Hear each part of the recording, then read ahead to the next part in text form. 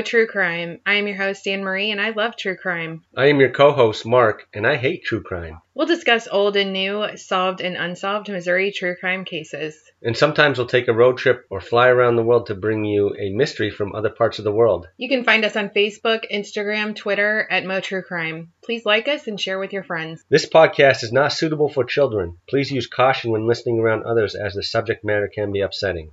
Hello, Anne-Marie. Where are we this week? We're in Knoxville, Tennessee. We're talking about Blair Adams. The year is 1996. Robert Dennis Blair Adams was found dead in a construction lot in East Knoxville, Tennessee. He showed signs of being beaten in the head with defensive wounds on his hands. He was naked from the waist down. His pants were inside out.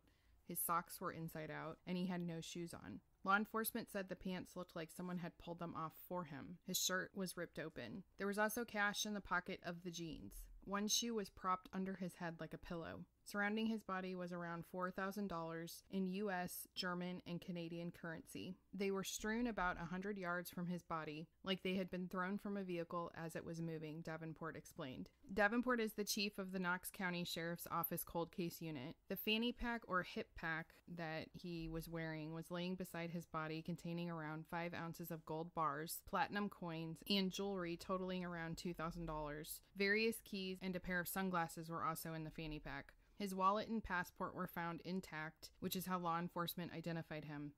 A duffel bag was found nearby containing travel receipts and maps. There weren't any clothes mentioned, so I don't know if he packed clothes or didn't. The key to a rented Toyota was found along with the key to a hotel room he had rented. Some articles mention the duffel bag was missing. Law enforcement has said that it was there. Don't you think it's a little strange that you have a fanny pack and you're walking around with gold in it? Isn't that what he had, right? Isn't that what you said? Yeah, the gold, there was 5 ounces of gold bars, platinum coins, and jewelry totaling $2,000 in a fanny pack that he was, traveling with. And that fanny pack, it was on his person, or it was right next to him. Yeah. So I guess they didn't break into the car. So this person, whoever did this, must have known him because they didn't take anything, right? It's not like he was being mugged or robbed or something, right? Well, yeah, I mean, it doesn't look like a robbery considering all of this money was just laying around him, and yeah, there was things that were worth money that were just left. And it had to happen at night because the body was found in the morning by some construction. We haven't gotten there yet, dude. Calm down. Oh. An autopsy found lettuce, meat, and shrimp in his stomach. His injuries indicated a sexual assault, but there was no DNA evidence. Briefly on the Unsolved Mysteries episode, there are pictures of the autopsy report, which I screenshotted, and I have those on the blog. They are blurry and hard to read, but on the back side of his body, it shows an arrow leading to the anus with what looks like a note that says anal laceration. He also has numerous injuries to his inner and outer elbows, his hand, the top and the palms, his legs, his upper left shoulder, his left elbow, his left leg and knee. His left hand had more injuries than his right. His right palm had no damage. The right hand had an abrasion on the outside of the hand below the pinky finger, so kind of like on the outside. We were able to recover a strand of hair off the body, and we've got some DNA evidence of that hair, just no match, Davenport said. His forehead was sliced open with a club or crowbar. One cut was very deep, like he was forced to the pavement, and that was the one that was on his hand, and his hand was blackened. Tufts of hair were ripped from his head. Toxicology reports no drugs or alcohol in his system. The cause of death was multiple blunt force injuries, and in parentheses it said blows. Specifically, his stomach ruptured and caused septic shock from a beating. He put up a fight. The only witness was an ear witness. A security guard, I guess at a nearby hotel, it doesn't really say where, heard an abrupt scream that sounded like a woman's voice at 3:30 a.m. on July 11th. Rebar from the construction site was tested, but none contained blood or DNA, and no weapon was found at the site. But what was Robert Dennis Blair Adams, who went by Blair, doing in East Knoxville, Tennessee? Blair was from Surrey, British Columbia, just outside of Vancouver. He was born on December 28, 1964, and in 1996, he was 31 years old. He had many friends, occasionally traveled, worked as a construction foreman at the time of his death. Previously, he had convictions of drug and assault charges and had struggled with addictions of drug and alcohol. There are so many articles out there that says he had a clean record. This is not true. He actually did have drug and assault charges in the past. For what? The assault charges on who? I don't have those details, but some people... How long ago before this? It didn't say. At the time of his death, he had been 2 years sober, so I'm guessing prior to those 2 years is when he had issues.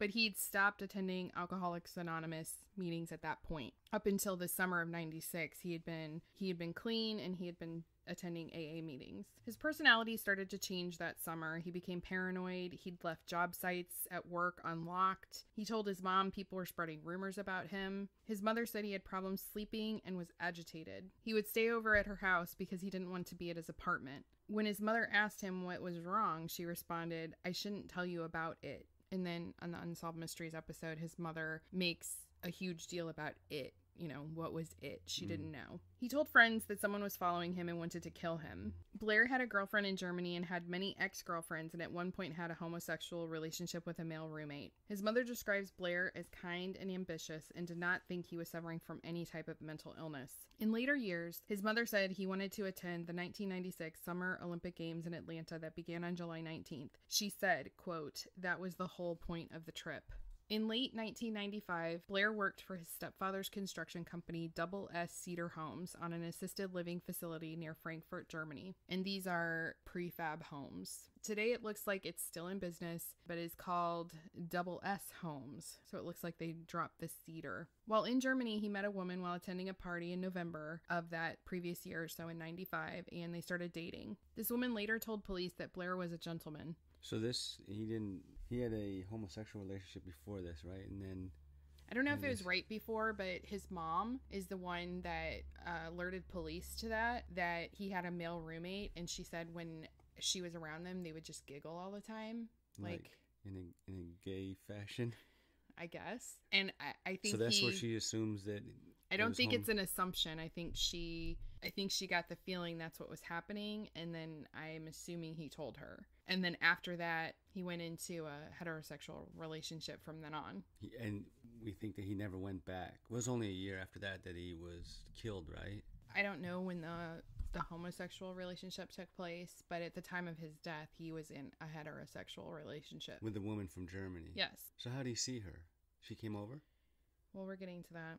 Oh. A man he worked with in Germany describes Blair as being abrasive and a confrontational character who occasionally got into fights. Blair was to stay in Germany for 2 years, but came back after being there for only 4 months. Do you think it has something to do with this woman? The guy's describing him as confrontational, so maybe he just didn't fit in with the people he was working with and decided to come back home. In Germany? Well, yeah. Maybe they didn't understand him. No, these are Canadians that he worked with over there. Oh, there's a whole crew that went over there? Yeah, this was his stepdad's company, so it was Canadians that went over there and built these prefab homes. Oh, the company wasn't based in Germany. The company was based out of Canada. No, they were just doing a job. They won a contract or whatever, went and were doing the install. Yeah, so the people he was working with were people from Canada that he knew when he lived in Canada. Before he departed Canada, he told his German girlfriend and another friend that he feared for his life because of former coworkers who had recently returned from Germany. And then you've got one of them telling the police that, yeah, he was a confrontational person and he would start fights. So those guys are coming back at the time of in the summer. If he was worried about it, why didn't he stay over in Germany, let it cool down? He's got a woman over there. He's got a job. Well, actually, that might be why he decided to return. Because as we get to it, we'll see. But that's not how you get to Germany. It's not through North Carolina from Canada.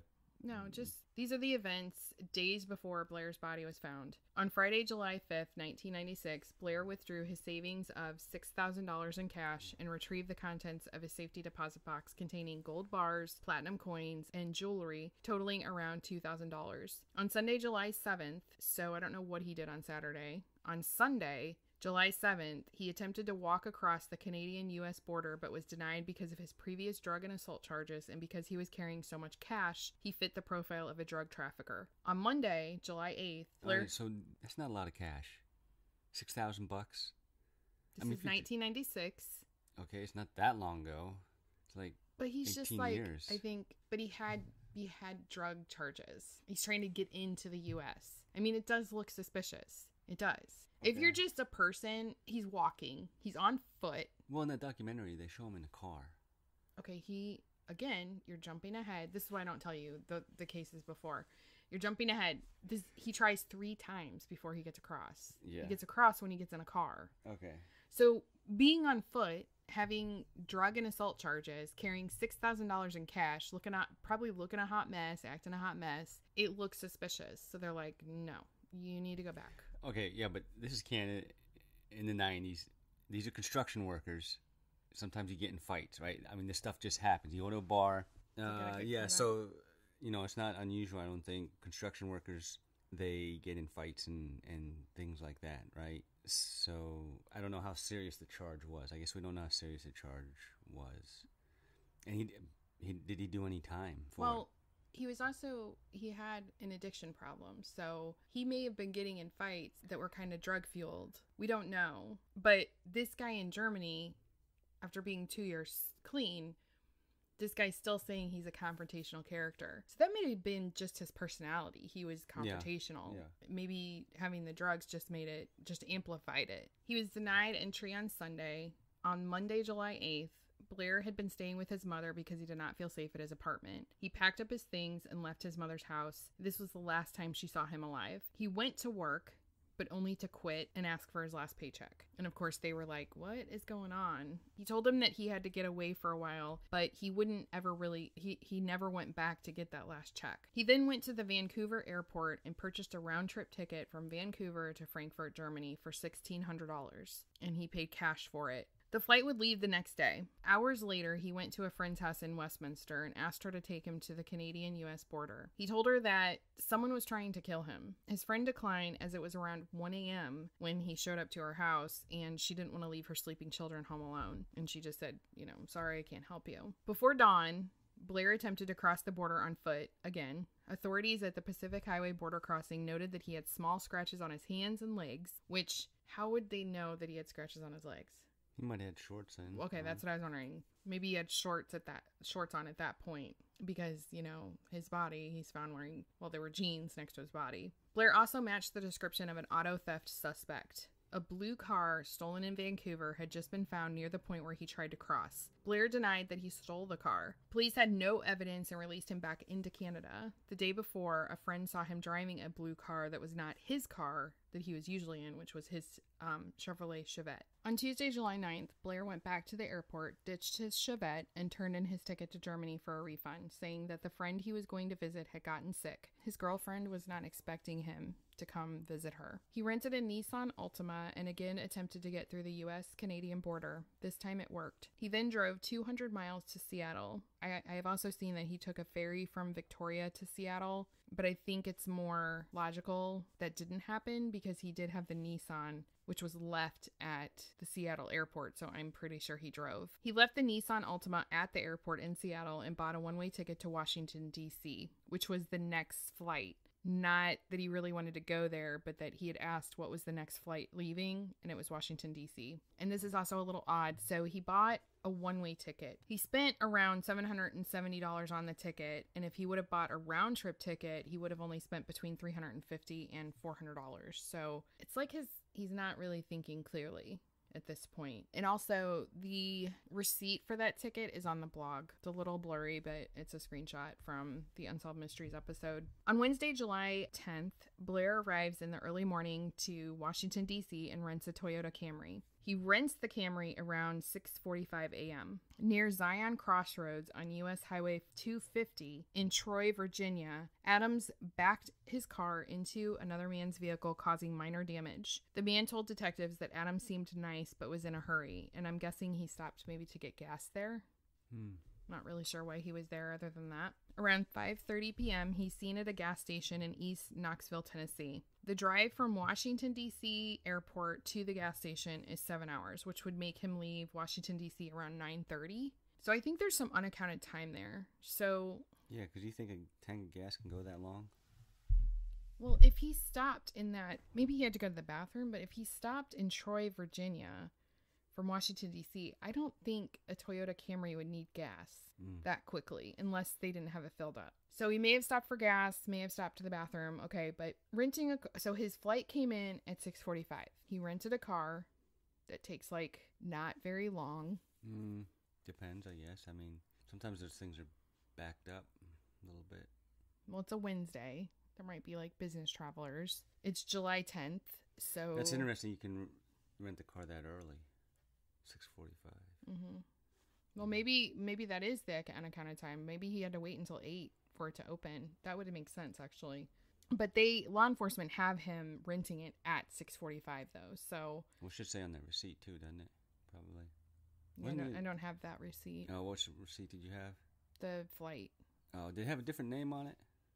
Yeah, I think legally his first name is Dennis. His full name is Dennis Robert Dennis Blair Adams, but he went by Blair.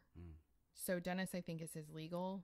I think that might be like his legal name. If he rented it at 6:45 and doesn't get to Knoxville until 5:30, it's a 7-hour drive. There is some time unaccounted for, but he did get in that car accident in Troy, Virginia. So that may have taken some time, I'm thinking. He's seen at a gas station in East Knoxville, Tennessee. He asks for help from a mechanic because his car won't start, which I find this kind of weird that you would say your car doesn't start when actually you've locked yourself out. The mechanic noticed that he was trying to get into the car with a Nissan key and he was driving a Toyota.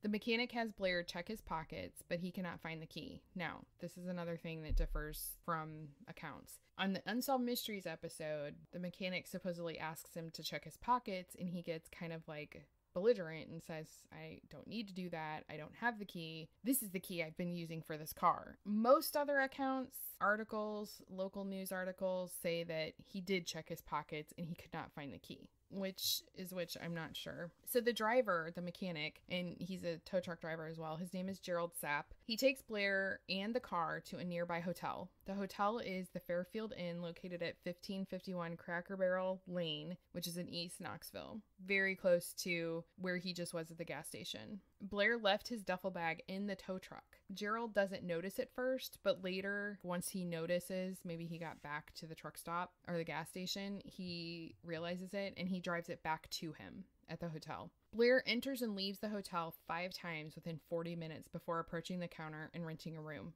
There's surveillance video of this, and I have a couple screenshots on the blog that you can see. The hotel clerk described Blair as nervous, paranoid, and agitated, like he was waiting for someone to walk in for him, but there was no one there. On the surveillance video at the hotel, at 6:50, he can be seen at the counter with a duffel bag on his shoulder. He's wearing a plaid button-up shirt, untucked, and he's wearing jeans. He paid for the $50 room with a $100 bill, but didn't wait for change. He pocketed the key and left, and there's no signs that he ever entered that room. Gerald Sapp later told detectives that Blair was, quote, not all there. He didn't appear to be on drugs, but his mind wasn't functioning correctly for some reason. The police questioned Sapp the following day after Blair's body was found and took hair samples. They found a strand of hair on him. The ordeal led Sapp, then in his 40s, to leave his job. Sapp said, police didn't accuse me, but I felt like I was under suspicion for killing somebody, and that wasn't anywhere I needed to be.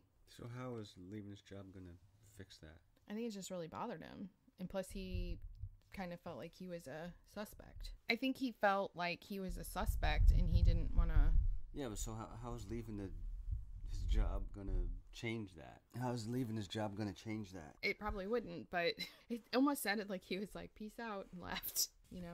Like left. That's all I really have, though. I don't have much information on him. So how'd they find out that he helped them, that he had a connection to him? Did the hotel operator or the hotel person say, hey, I saw him come in with this tow truck driver? It could have been, yeah. Or he came forward, or I don't know. But if that tow truck driver's going to do anything, he really doesn't have a connection to him.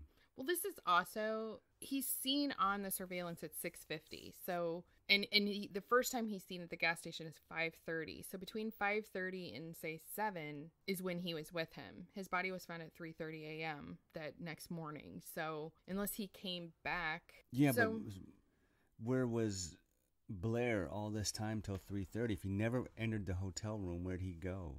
Right. We don't know. Well, we've got some sightings. I'm getting there. So after he left the hotel, 3 employees at the T&R truck stop on Deep Springs Road in Dandridge claims they saw Blair between 9:30 and 10:30 p.m. flipping through tattoo magazines and talking to an unidentified man about Canadian money. So I looked on a map, and there's a truck stop right off Interstate 40. It was around 16 miles from the Fairfield Inn, which would be about, 15, 18-minute drive. This is the weird thing, though. There's a way bigger exit, like an interstate change. It's got the cloverleaf right before that exit. It's got way more restaurants, way more gas stations. How do you get there? The exit he got off at, the one right after that, all it has is the truck stop. But how do you drive? He find the key suddenly? Well, he must have. And the Toyota key was laying next to his body. He must have found it and used the car. He didn't walk. There's no way he walked. Maybe he did. Maybe he did. But I seriously, there's no way time-wise. Well, let's see. He left the hotel at like 6:50 is when he walked out for the last time. They see him between 9:30 and 10:30. So could he have walked 16 miles in 2.5 hours? I don't think so. He had to have drove. So either he had met someone. Or he got a ride. Right. He met someone and got a ride. But why would he say, oh, hey, can you take me to this gas station and truck stop 16 miles down the road? Well, maybe they said, hey, I'm going to this. I think he was probably looking for something to eat. Maybe. I think he found the key. I think he was looking for something to eat. How did he find the key? He emptied his pockets. I don't know. Maybe it was in his fanny pack. So 2 women at the Cracker Barrel on Strawberry Plains Pike, this is right next to the Fairfield Inn, they say they saw Adams with another man who was never identified. Their stories differed on what the man looked like, and there is a sketch of that man on the blog. There's a picture of him. And I think this may be where he had eaten, because the food in his stomach. No, the Cracker Barrel, which is walking distance. The Fairfield Inn is on Cracker Barrel Lane. So you actually hit the Cracker Barrel and then you drive in and it's the Fairfield Inn. So he may have walked over there and eaten, and then maybe he found the key. Didn't the police go and question them, maybe? Yeah, and they saw him. I just said they saw. Oh, I thought they saw him at the truck stop. I thought these people were at the These truck are stop. 2 different sightings. There's people that identified him at the truck stop looking through tattoo magazines. Between 9:30 and 10:30. Yes. Right. I don't have a time on when the women saw him at the Cracker Barrel. And they saw him with another man, and then they gave, the description to the police, but they both differed. The women didn't have the same story on what they looked like, on what that man looked like. So 12 hours later, so after the truck stop sighting, around 7 a.m., construction workers across Interstate 40, so it's almost exactly across from where the Fairfield Inn is. If you walked across the highway, they were... These construction workers, yeah. Yeah, these construction workers showed up for work on the site of a hotel that they were building, and they discovered Blair's body. They said his lips were purple, and before law enforcement arrived, one of the workers took a $100 bill and a $10 bill and pocketed it. But they later recovered it. The site where he was found was 7471 Crosswood Boulevard. At the time, they were building a country inn, but today it's still there, but it's a travel lodge. And like I said, it's directly across the highway from the Fairfield Inn. Like if you walked across the highway, you'd be it. I mean, it's kind of odd how direct it is. So this area of East Knoxville had a lot of truck stops and hotels, and at the time was known for prostitution, lot lizards. The sheriff said, quote, "We thought he picked somebody up over there." And over the years, there's actually been quite a few suspects, and they've either been pimps or prostitutes that were known to work in that area at the time this happened. But he still had all his money on him. Right. Well, we can get to that in theories. Law enforcement have said that Adams could have started the act, and the act would be like a sex act, and never did it and got rolled or robbed. Or maybe if it was a female prostitute, maybe she had a pimp that was close by and they were going to roll this guy and they got scared and didn't. The sex act could have been committed in a vehicle. When the struggle began, the killer may have hit Adams in the head, thrown him onto the road, and struck him while driving away. The fatal blow to the stomach could have been caused by a vehicle's front bumper, or the blow was a kick. In later years, reporters calling the Edwards home... So a kick will kill you? Yeah, if you kicked hard enough. You got kicked pretty hard. When I was researching this, I started researching, ruptured stomach, septic shock. Like, how long would it take to die of that? How long would it take to die of a ruptured stomach? Sometimes a ruptured stomach happens in surgery where they accidentally prick or snip the stomach and the content starts leaking out, and it get, you can get sepsis, you can get septic shock. And there was I believe a wrestler, and he like an MMA kind of guy, and got kicked in the spleen and it ruptured, and it did kill him because he was in pain, but he didn't realize that he was going into septic shock. But septic shock is not fatal. You can get septic shock and you can actually get, medical attention and recover from it. Sepsis, not so much. So you think the anal laceration doesn't mean it's penetration? No. So he could just got a cut on his butthole. Laceration's pretty vague. Yeah. In later years, reporters calling the Edwards home, which his mother's name was Sandra Edwards, so his stepfather's last name was Edwards as well. Reporters, years later called the home to maybe on the anniversary or some, maybe it came out in the news that the cops found something. Blair's stepfather seemed to be angry, saying the chances of solving the case were, quote, remote as hell, and, quote, we're not going to open that can of worms again. I think that's kind of odd. Not so much it's remote as hell that they're going to solve the case, but that we're going to open that can of worms again. Does that mean he doesn't want to be looked at? Does that mean he doesn't want to be under suspicion? What does that mean?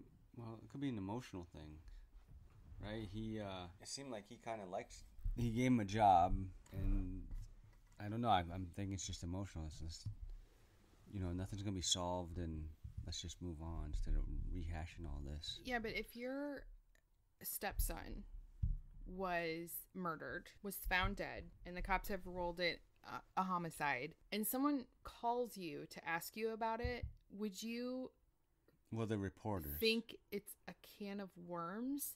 Wouldn't you want to know what happened to your stepson? The reporters, did they have any new information when the cops come see him? If they had new information, why is it going to go to the Why would it be called reporter? A can of worms? Because it probably was. There's probably all these things. They couldn't piece any of this together.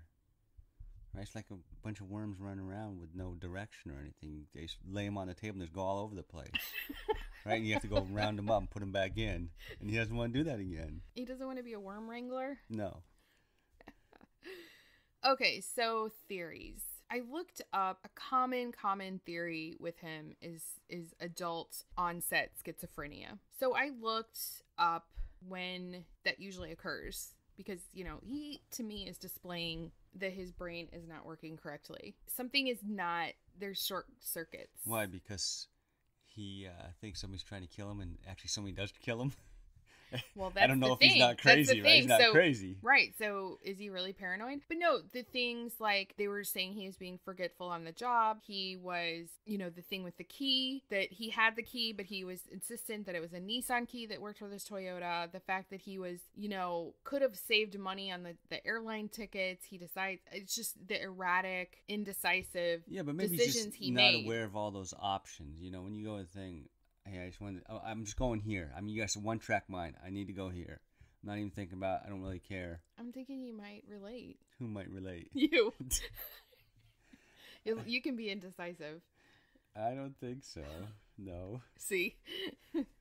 Okay, so anyway, the symptoms such as hallucinations and delusions usually start between the ages of 16 and 30. Men tend to experience symptoms earlier than women. Most of the time, people do not get schizophrenia after the age of 45, and schizophrenia rarely occurs in children, but awareness of childhood onset schizophrenia is increasing. He was 31. It was July. He would have been 32 in December. He was kind of in that age range, even though it says 16 to 30. I mean, he was kind of there. Schizophrenia doesn't lead to people killing you.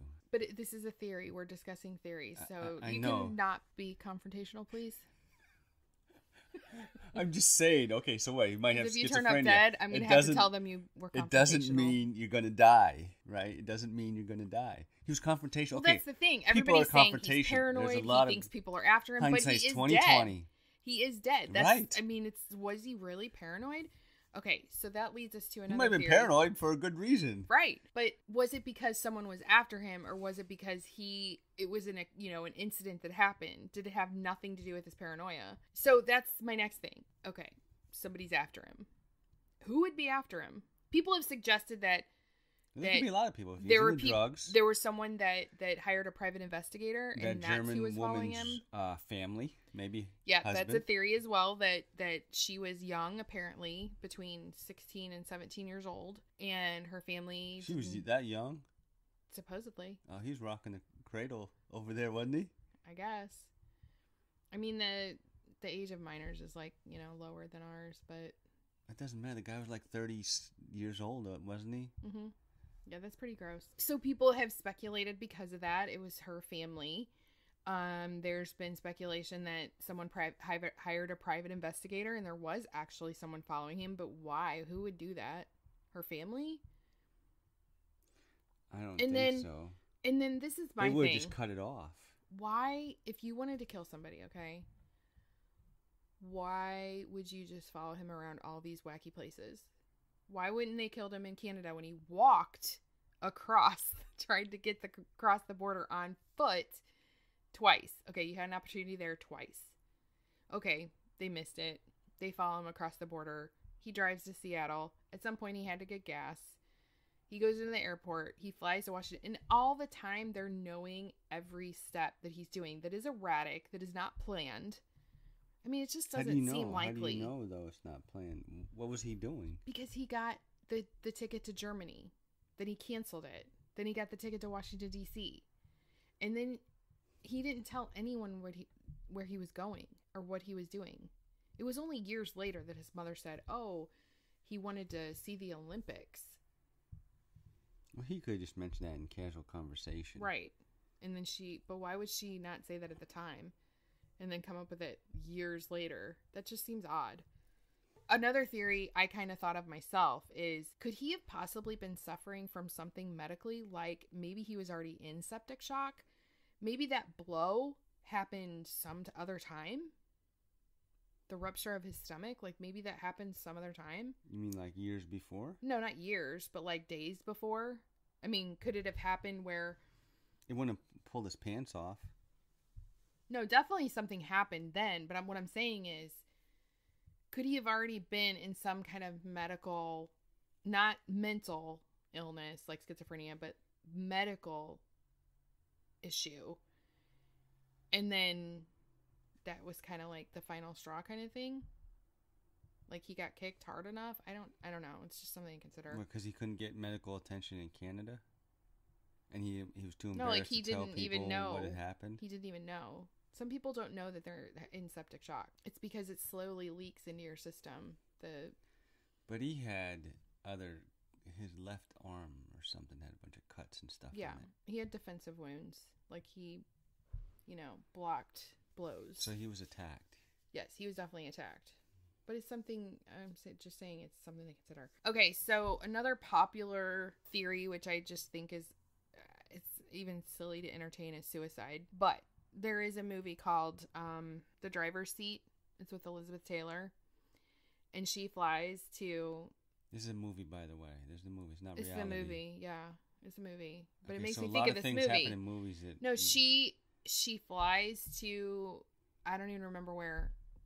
Paris or England, I don't know, she flies somewhere, and her whole goal of flying there is to find someone to murder her.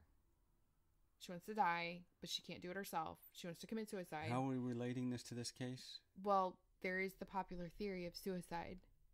So did he... With defensive wounds? Well, like I said, in Knoxville, Tennessee? I don't think this is the case, but it is a theory out there running around that people are entertaining. I don't think it's the case at all. I think those people that have those theories probably are schizophrenic because they're 31 years old. Okay, anyway, next one is a hit and run. Even the police consider that, maybe that fatal blow to the ruptured stomach could have been a vehicle's front bumper. And this is why I think this one is somewhat likely. So I have read so many reports and seen so many pictures of car accidents, and it's crazy what happens when you get ejected or you fly out of a vehicle. Like what happens to your clothing? Shoes are knocked off, pants are knocked off, but I don't see that all those things would be inside out. He got hit so hard that the key to the Camry suddenly appeared next to him. I don't know. Did it come out of his butthole or something to cut it on the way out? Stupid.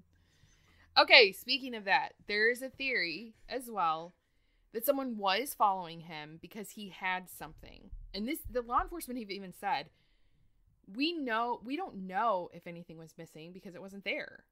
So even though all this money and gold and all that stuff was there could have been something else that was missing. So people on, I think it was Reddit, were saying maybe it was a jump drive. No jump drives in 96. They actually didn't come out until I think 99 or 2000, like commercially for consumers. So, okay, somebody suggested maybe a safe deposit box key. And they even went so far as to say that the injuries on his body was from being beaten, but also that they were looking for this item. So the laceration to the anus could have been that they looked for it up there. They looked for whatever they were looking for up his bum.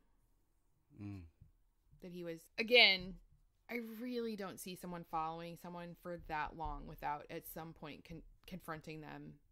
I mean, why would it take all of that time all the way to East Knoxville for them to confront him? It just doesn't make sense. Okay, so the next one is obviously a beating, which we know he got, and that's all it was. You know, he ran into someone, wrong time, wrong place, wrong time, said something. But they didn't take anything. Something wrong to, yeah, but they could have been scared off by something. They could have been with somebody else that was like, maybe they didn't know. Maybe the police said the money looked like it was scattered, like somebody had been thrown out of the vehicle, and when they threw him out of the vehicle, this stuff went flying everywhere. So maybe they didn't even know he had that stuff. If they threw him out of the vehicle, his pants would still be on.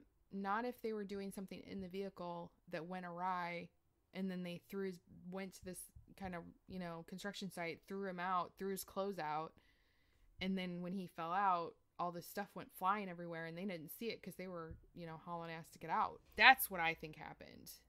Okay, if they're in some kind of sex act, they didn't know each other, money's discussed. The first thing that's what's discussed. There was money.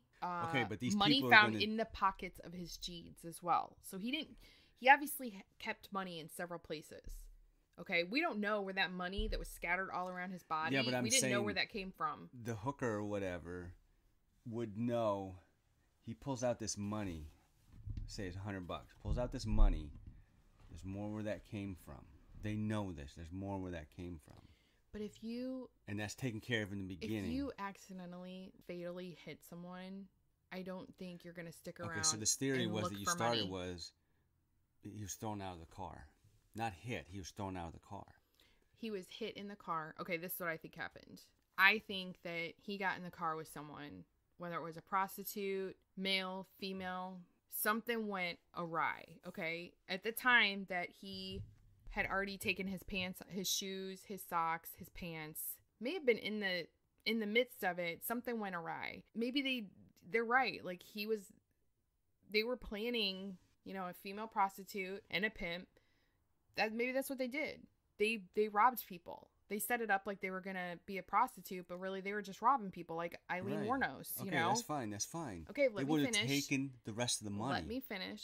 They're in the act, and she's not going to go through with it because she just wants to rob this guy. The pimp comes in, hits him in the head with something, freaks out because he hits him too hard, like maybe knocks him out, or maybe there's even a fight between the two of them. I don't think it really freaks him out. All right, pimp's not going to be freaked out by hitting somebody in the head too hard. That's just like his job. Maybe he's new. Maybe he's just learning. Training? He's a noob. He's in the training? Yeah, maybe he's training to be a pimp. Maybe he's like Pimp Junior. I mean, there could be a million reasons why it happened the way it did. And this guy's confrontational, remember. So he may be fighting back with this guy. And they just want this guy out. They're just like, you need to go. So they take off, throw him out of the car. They still want their money. Yeah, but I mean... That's on their mind all the time. That's all it is. What do you think could have happened? I don't know. But you can tear out the things I think apart. You know what? It could have... Okay, well, maybe it didn't happen in a car. Maybe it happened in that lot. Maybe he crossed the highway and was getting ready to cross back over to go to the hotel and came across... Maybe he came across something. Maybe he witnessed something. You know, he witnessed, or maybe he was being like a perp or something, and maybe there was prostitutes and he was like watching them or something, you know? But they've already gone through this. It said he didn't have a history of it. A history of what? The prostitutes and stuff. No, he didn't. Not that I'm aware of, no. Okay, so why all of a sudden, okay, now I'm going to be into prostitutes, I'm in the U.S. in Knoxville. But maybe, no, he could have been approached. And it could have been under a guise. For what? For sex? Something. It's always going to be money. It's always. It's not going to be cigarettes. You got some cigarettes and they kill them? No. Yeah. It's going to be money. People out late at that night like that, around those areas, it's money. Right. So, if it wasn't robbery, what was it? Since they didn't take anything. But we don't know if they didn't take anything because we don't know what would have been missing. We just know what was still there. They would have searched. They would have taken the gold, the jewelry.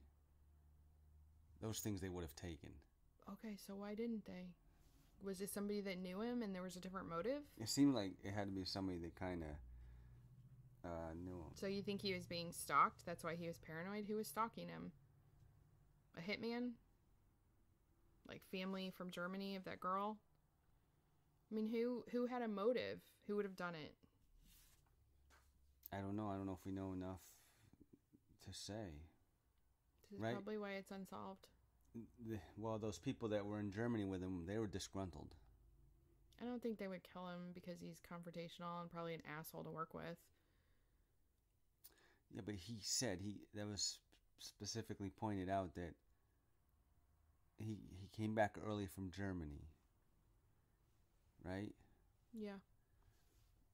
And that's when he started getting this paranoia going on. Well, he came back. It seems like he came back in that winter, maybe. So he'd probably been back, 5-6 months, maybe. You think? I don't know the exact timeline, but I think between 4 and 6 months he had been back. And from my understanding of the notes and everything I researched was there were guys coming back that summer from Germany that he had worked with when he was there in that fall. They were getting ready to come back. Mm-hmm. And he was not happy about it at all. I mean, maybe something happened in Germany. Maybe these guys were after him. But like I said, would they travel all this distance? He was at his mom's. They might have been Canadians. Right, they were Canadians. All right, so they were coming back. But there's that Saturday. So after he quits his job, on that Friday, he quits his job. That Saturday, we have no idea what he did. So why wouldn't they just kill him? He was staying with his mom. Their boss is his stepdad. They know where he lives, I'm sure. They would know where he was at. Yeah, so if they were coming to get him, he wouldn't be there. He wouldn't be home. But he was though. That's what I'm saying. Because it says on Monday is when he packed. He had been staying with his mom and stepdad, and he packed, and that was the last time his mom saw him. And you know what? It was actually on Monday that he quit his job, not Friday. Friday's when he withdrew all the cash and jewelry and stuff. But he asked for his check. I wonder how he got paid. It was like every 2 weeks? Or what? Or was a week behind? I don't Catch know. up? I don't know. Because he had some money there. He knew he had some money. He quit on he must have been pretty desperate because normally you don't quit on a Monday. You quit on the Friday. And that gives you a couple of days, right? But everybody knows on Tuesday morning, what's his name's not there. I quit on Monday, Tuesday morning. But you quit on a Friday, you won't know till Monday. Oh, this guy's gone. Yeah, they probably didn't. They may have found out Monday. So that's what would Monday or Tuesday. If it was the construction guys, they would have known Tuesday morning. Oh, this guy's. We gotta get him now. But he didn't get a head start. I don't know. So he tried to walk across the border, and they could have gotten him then. Why do you want to go to the U.S.? I mean, why? What's the whole purpose of his traveling around? We don't know. According to his mom, years later, it was to see the Summer Olympic Games in Atlanta. Well, his path wouldn't have taken him there. No, you could get there going through Knoxville, but it's like you go out of the way. When did the Summer Olympics start? July 19th, and he was found on the 11th. And how much money did he have with him? He withdrew $6,000, but he bought that. Well, let's see. I think there was only $4,000 found around his body. So he'd spent about two. I mean, he might have had some other cash. Well, he bought the plane ticket. Yeah, but how do you buy that plane ticket? Credit card? With cash. He bought the plane ticket with cash. Mm-hmm. It even says on the receipt. Okay, so he went back. Why did he tell him he wasn't going to go? Why didn't he just not show up? Did he get his money back? For the Germany ticket? Yeah. Yeah. He said his friend that he was going to visit was sick. Yeah. Did he get the money back? Yeah. He did? He was refunded. Yeah. Yeah, he got it back. So that's $1,600 he got back. So at that point, he's still at $6,000. He rented a car. He bought the plane ticket to Washington, D.C. for $770. So almost $800. Gas, food. Yeah, there's probably about $2,000 he spent. No? No. 700 plus the rental car. You can't get a rental car with cash. You have to use a credit card, don't you? Because if you have damage or something like that, I don't know in 1996. They had credit cards in 1996. No, I know, but maybe you could use cash back then. You could do a lot more than you can now. I don't think so. I think they want that deposit. They want the ability to tag you if anything's wrong with that car. Right? Well, yeah, maybe. So maybe he didn't. Maybe there was some cash stolen then. If there was, it wasn't very much. Well, it would have been probably around $1,000. It probably took him $300 to get from Vancouver to Knoxville. Probably pretty easy, 300. How many days was that? You have to stay in a hotel, right? He did that. No. Mm-mm. He didn't. He drove all the way from Vancouver. He drove from Vancouver to Seattle. Yeah, did he stay in Seattle? He got an airline ticket. Yeah, did he stay? No. Okay, so he hasn't spent any on a hotel. That's why he went to Washington, D.C. because it was the next flight. How long does it take? It's like 20-some hours. It's probably 30-some hours from Seattle to D.C. So where's his hotel? Well, I'm thinking he just stayed at the airport because he bought the ticket on Tuesday. On Wednesday, he flew out. But where was he on Tuesday? He went back to the airport. Seattle? Was he at Seattle? Yes, he drove to Seattle. Okay, on Tuesday, July 9th, he was in Seattle. Mm-hmm. He went to the airport in Seattle, bought a ticket for where? Washington, D.C. And then what? He flew out there. And then he flew to Washington, D.C. Then he rented a car in Washington, D.C., which is the Toyota, and drove to Knoxville that day. So I'm thinking Tuesday he just stayed at the airport, had a flight. If he arrives in D.C. he leaves Tuesday. He left Tuesday from Seattle? Yeah. He boarded a plane that day. Here's my money. I'm getting on the plane. I don't know because I don't know how long that flight is. I'm thinking it's like 4 or 5 hours. Because he arrives at 6:45. That means he must have left at like midnight, 1 a.m. So he was at the airport that whole time. All right, so let's say it's like 9 o'clock or something, or 10, and then flies to... Because it might have been a layover. There could have been. I don't know. Well, you got the ticket. I think it's just a straight flight. All right, so he flies to... But he doesn't stay anywhere. When he gets to D.C., then what? 6:45 in the morning. He rents a car, and he drives all the way to Knoxville, East Knoxville. How far was that? What did you say? Didn't you look it up? 7 hours. Yeah. There's a little bit of time that's unaccounted for, but that could have been the car accident that he got into in Virginia. I also made a Google map with all of these locations so you can just see on a map his route and how it doesn't make a whole lot of sense to me. Also, if you wanted to go to Atlanta, going through Knoxville is not really, it's kind of like you're going out of the way. He didn't know anybody in Knoxville. And also, law enforcement did check to see if he had any ties to the U.S. in Knoxville or anywhere else. There were no phone records whatsoever that he had made calls to the U.S. or that he had received calls from the U.S. in months leading up to that. He really did have no ties to Knoxville or to the U.S. at that point. So if somebody was following, they would have had to get on the same plane. There's just no way. So somebody did mention, what's the best way to track someone? Remember we talked about this before. The best way to follow someone is like a tracker, a GPS tracker. So people were suggesting that there was a GPS tracker in the duffel bag. I can't get definitive proof that that duffel bag was actually missing because it shows him having it on the CCTV at the hotel. So he definitely had it with him around 7 p.m. that night. And in the Unsolved Mysteries episode, I mean, obviously it's just like make-believe kind of situation that they do, but the bag is in the frame, you know, on there. It's you could see it. Right. He also has blood around his head, so I'm not sure if those details are absolutely accurate. If there was some kind of tracker in his duffel bag and the duffel bag was gone, that would kind of explain it. I get the impression that it was there because they knew what was in it, which was travel receipts and maps. So they had to have found it if they knew that's what was in it, in my opinion. There being a tracker on him, they didn't find it. Right. And even still, there's not a whole lot of time. If someone is tracking him, the technology had to be really not that great in 1996. Even if someone was, there wasn't a whole lot of time for them to have caught up to him unless they were doing exactly what he was doing. I just find that highly unlikely. It's not like you can go to the airport and see someone in front of you and then you get up to the counter and say, where's that person going? They can't tell you that. You don't They think can't. so? No. Well, if you're behind him, you can hear probably. Or you'll see him going to the gate or something. I mean, back in 96, though, you could go to gate. You could walk right up to him. You could say goodbye to people right up to the gate. Probably wouldn't be that hard to figure out. I don't know. It seems like a lot of traveling with a lot of opportunities of taking this person out. Why wouldn't you? If you wanted to kill someone, why would you follow them all over the place? Yeah, I don't know. So it's a mystery. Yep. It's a true mystery. So hopefully one day this will get solved. His family will know what happened to him and it won't be a mystery. And maybe it's just something blatantly obvious what happened to him and we're just missing it. It looks like it was a beating. Why, we don't know. Why someone didn't take all of that stuff, we don't know. But hopefully one day someone will talk or they'll find that strand of hair with DNA. You know, they'll find a match. I wonder how frequently they actually test it, though. Is that just like a regular occurrence? Like, oh, it's time, this month to test the hair? Or do they just do it?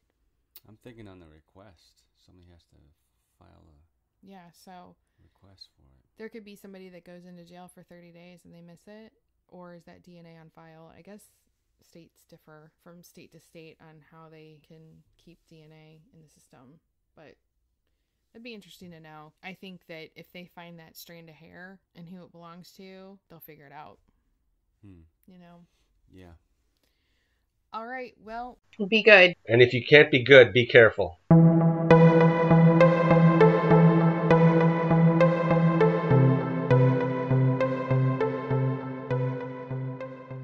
We will see you next week. Bye.